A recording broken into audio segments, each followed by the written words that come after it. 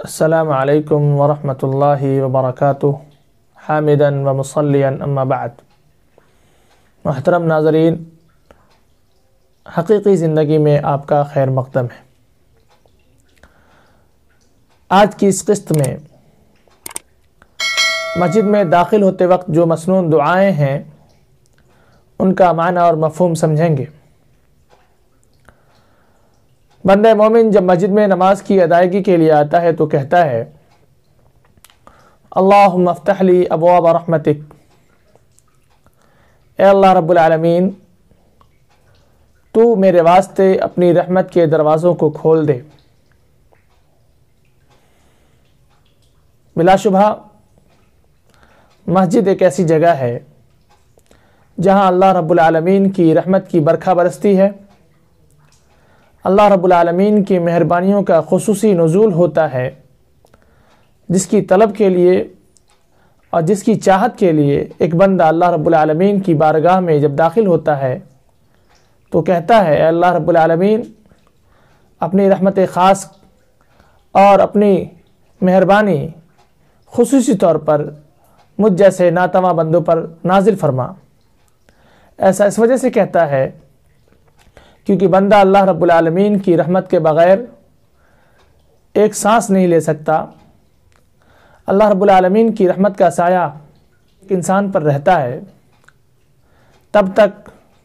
اسے کسی قسم کی گزند، کسی قسم کی تکلیف اور کسی قسم کی مصیبت چھو نہیں سکتی ہے، اور انہی پریشانیوں اور مصیبتوں سے بچنے کے لیے اللہ رب العالمین کے عذاب اور اس کی ابتلاءات سے محفوظ رہنے کے لیے بندہ اللہ رب العالمین کی رحمت کا طلبگار ہوتے ہوئے گزارش کرتا ہے۔ نتیجہ یہ ہوتا ہے اگر اللہ رب العالمین نے اس کی دعا قبول کر لی تو مسجد آنے کے بعد انہیں جو سکون، جو اطمینان اور جو چین نصیب ہوتا ہے اس کی مثال نہیں دی جا سکتی۔ وہ نماز انتہائی خشوع و خضوع کے ساتھ ادا کرتا ہے۔ یہی وجہ ہے کہ اللہ کے رسول صلی اللہ علیہ وسلم نے اپنی امت کو یہ دعا سکھلائی۔ ایک دوسری دعا اللہ کے رسول صلی اللہ علیہ وسلم نے اپنی امت کو سکھلائی۔ عبداللہ بن عمرو بن عاص رضی اللہ تعالیٰ عنہ راوی حدیث ہیں، وہ روایت کرتے ہیں کہ اللہ کے رسول صلی اللہ علیہ وسلم جب بھی مسجد تشریف لاتے تو کہتے اعوذ باللہ العظیم وبوجہہ الکریم وسلطانہ القدیم من الشیطان الرجیم۔ اس کا مطلب ہے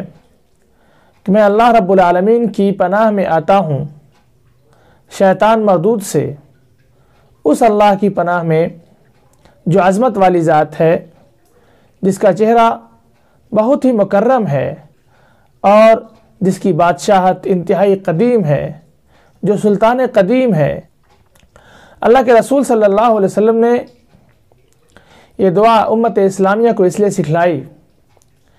کیونکہ بندہ جب نماز میں شریک ہوتا ہے تو اس کے ذہن میں مختلف قسم کے خیالات اور طرح طرح کے افکار ان کی نماز میں خلل ڈالتے ہیں، ان کی نماز کو خراب کرنے کا موجب بنتے ہیں، اور شیطان کی ہمیشہ سے یہ کوشش رہی ہے کہ وہ اللہ کے بندوں کو ہمیشہ ان چیزوں سے دور رکھے جو اللہ رب العالمین کی رضامندی اور اس کی خوشنودی کا سبب ہو۔ یہی وجہ ہے کہ ان کی نماز میں جو خشوع و خضوع ہے اس کو غارت کرنے کے لیے طرح طرح کے وسوسے، طرح طرح کے خیالات ذہن میں ڈالتے رہتا ہے۔ اس کے نتیجے میں بندہ مومن کی نماز میں خلل واقع ہوتی ہے اور پھر پورا خشوع اور خضوع غارت ہو جاتا ہے۔ اسی وجہ سے اللہ کے رسول صلی اللہ علیہ وسلم نے اپنی امت کو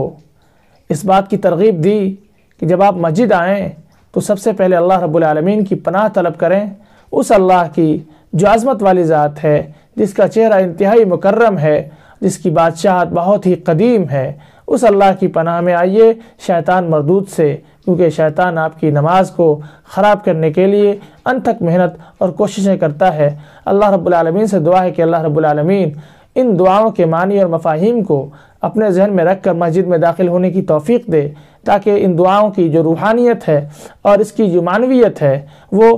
ہمیں متاثر کر سکے، اور اس تاثر کے نتیجے میں ہم اپنی نماز میں خشوع و خضوع بخوبی طور پر پیدا کر سکیں۔ اللہ رب العالمین ہمیں توفیق سے نوازے، آمین۔ سبحان اللہ بحمدہ، سبحانک اللہم و بحمدک، اشہد ان لا الہ الا انت، استغفرک و اتوب الیک۔ سبحان ربک رب العزة عما یصفون، وسلام علی المرسلین، والحمد للہ رب العالمین۔ والسلام علیکم ورحمۃ اللہ وبرکاتہ۔